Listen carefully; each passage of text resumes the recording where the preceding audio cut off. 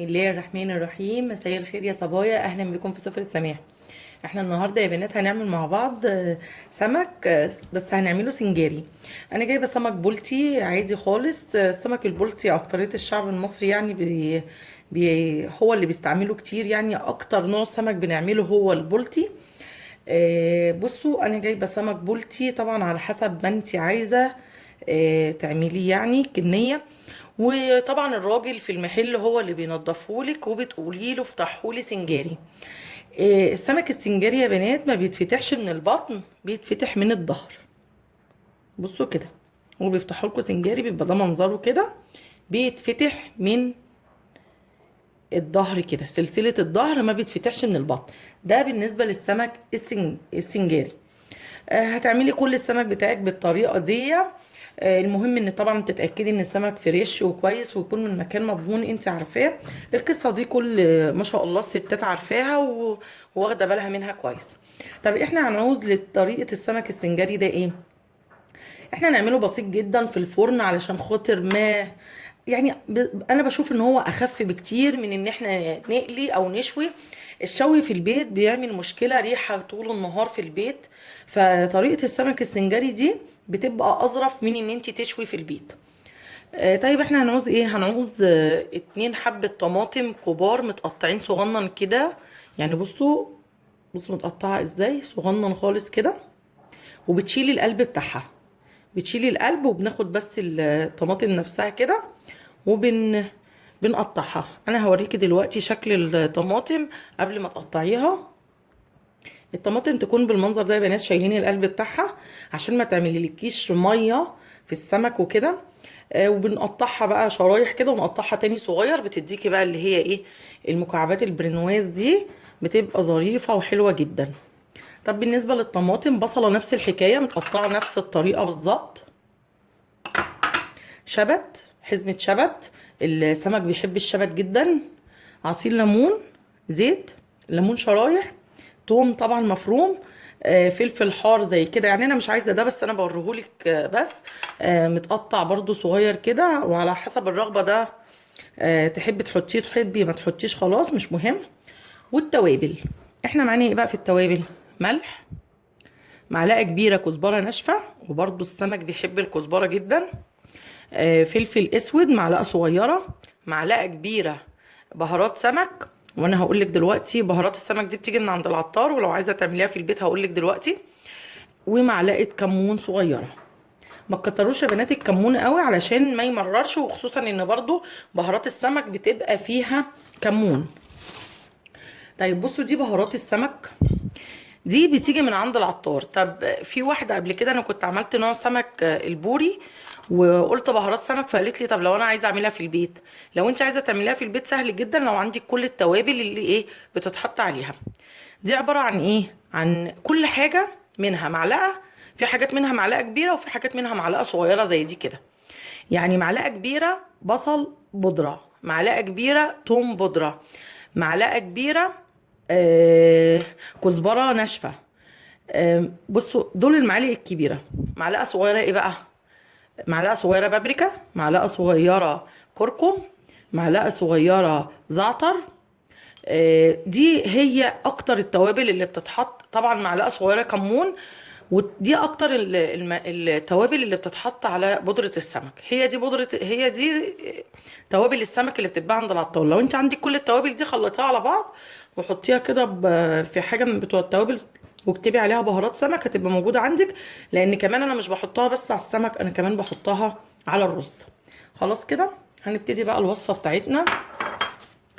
احنا هنجيب بوله كبيره، نركن السمك كده، ونجيب معانا بوله كبيره كده، ونحط فيها بقى كل الحاجات اللي معانا دي. هنخلطها على بعض. نحط الطماطم كده، نحط البصل،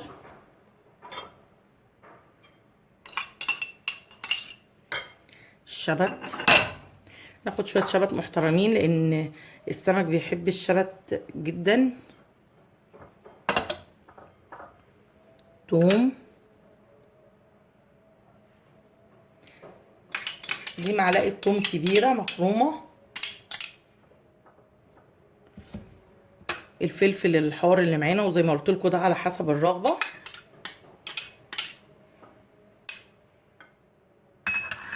كل التوابل اللي معانا دي، كل التوابل بالملح وكله،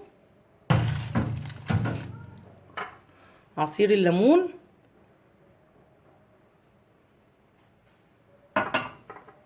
هنحط معلقتين زيت وهنستنى عشان هنحط في الاخر زيت تاني. الليمون بقى والزيت ده للاخر، الشرايح ده. هنقلب الخلطه دي مع بعض كويس. بصوا لونها يفتح النفس.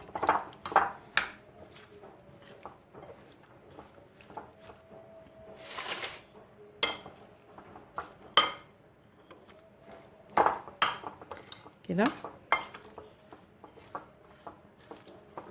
احنا قلبنا اهو الخلطه اهي مع بعض.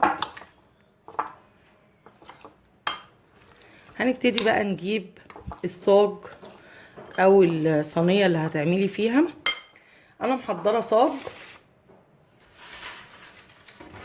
وعليه ورقه زبده، صاج الفرن. وهقول لك ليه انا بحط ورقه زبده، علشان خاطر انا اوقات بستعمله كتير في الحلويات، فمش عايزه السمك يبقى على طول عليه.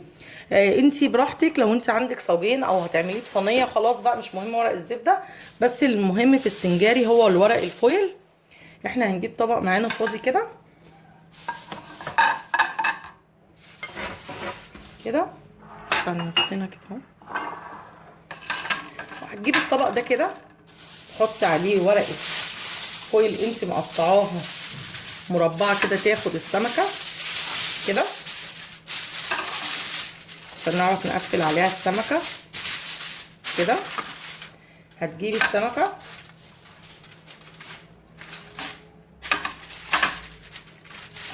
كده. بصي احنا عايزين ننشف الميه اللي جوه السمكه دي، مش عايزين فيه اي ميه خالص. هنجيب منديل من بتاع المطبخ العادي، يا اما انتي صفيه كويس قوي. جبنا منديل مطبخ اهو بمنتهى السهوله كده. نشفي كل الميه اللي في السمكه. انتي ممكن تفتحيه بقى وتصفيه لو ما عندكيش ورق مطبخ يعني كده بالمنظر ده. وهنجيب بسهوله خالص، بصي مش هياخد في ايديكي حاجه اصلا كل الخلطه اللي معانا دي. هنبتدي بقى نوزعها فوق السمك كده، مش هاخد في ايدك حاجه خالص، بالعكس يعني من اسهل حاجه انت ممكن تعمليها. هو يا ريت اساسا الاكل كله زي السمك بيتعمل بسرعه جدا.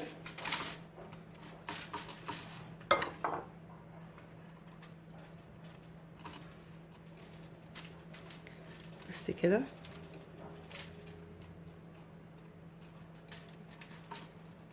شايفين شكلها اصلا من قبل ما نعملها. وهتبتدي تقفلي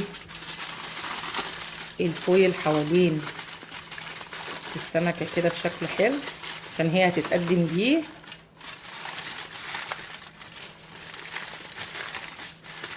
كأنك هتعملي له طبق كده من الفويل حواليه.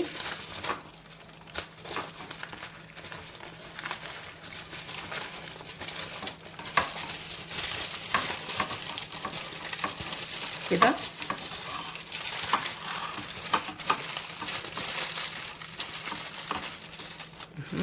بصي كأننا عملنا طبق من الفويل. هنجيب بقى الصاج وبسهولة هتنقليها عليه اهو يا بنات. بصوا الصاج اهو، بصي هتعملي كده. شايفين بقى الطبق هيريحك في ايه؟ ان انتي مش هتلاقي نفسك ملخومه في شيلها خالص اهو بالمنظر ده.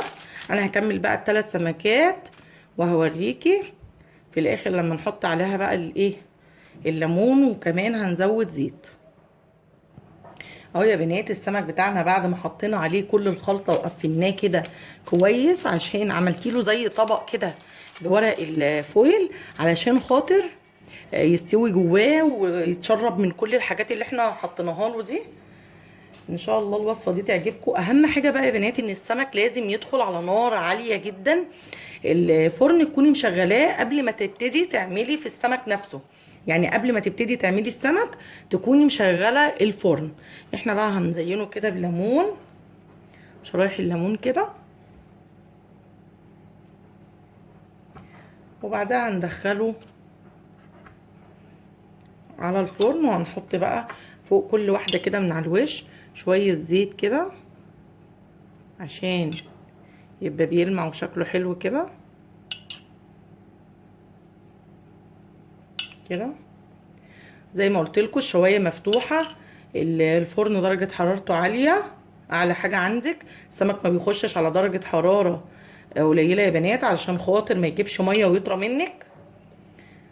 هو ده اللي انتوا المفروض تعملوه في السمك. هندخله على الارضيه والشوايه مفتوحه، ولما يخرج هقول لك خد قد ايه وقت معانا. وهي يا بنات السمك السنجاري البولتي بعد ما خرج من الفرن شايفين حلو جدا جدا. انت بقى ممكن كده تزينيه بحاجات كده بسيطة انت عاملاها في البيت. نديله رشة كده برضو شبت فريش كده على اساس ان انت تفتحي اللون بقى شوية. بس عايزة اقول لكم تحفة تحفة، ريحته مش قادرة اقول لكم حلو ازاي. خفيف طبعا جدا، الناس اللي بتعمل دايت يعني حلو جدا. ما فيهوش اي حاجه، كله حاجات حلوه جدا. يا رب النهارده وصفتي تكون سهله وبسيطه وعجبتكم. ولو عجبتكم يا ريت تعملوا لي لايك وشير واشتراك في القناه.